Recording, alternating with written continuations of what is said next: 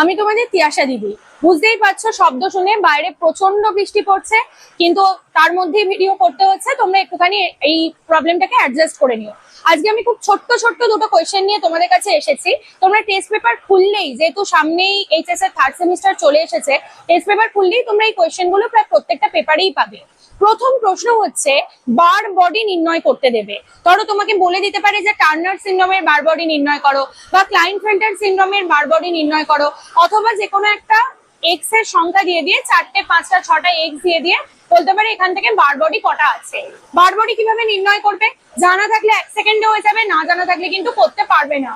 বার body নির্ণয় করার জন্য total number of X chromosome, মানে ক্লাইনফেল্টার সিনড্রোমে total number of X chromosome কতগুলো হয়?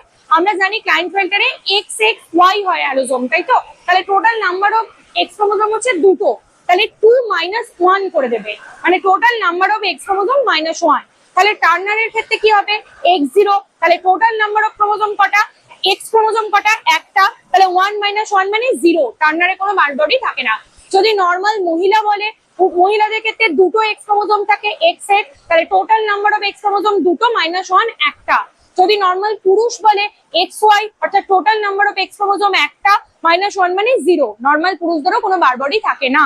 ঠিক এইভাবে তোমরা 1 সেকেন্ডের মধ্যে যদি এই সূত্রটা জানা থাকে, total number of X chromosome -1, তোমাকে যদি 7টা এক্স ক্রোমোজোম দেওয়া থাকে, তাহলে total number of X chromosome 7 -1, 6টা বার বডি রয়েছে।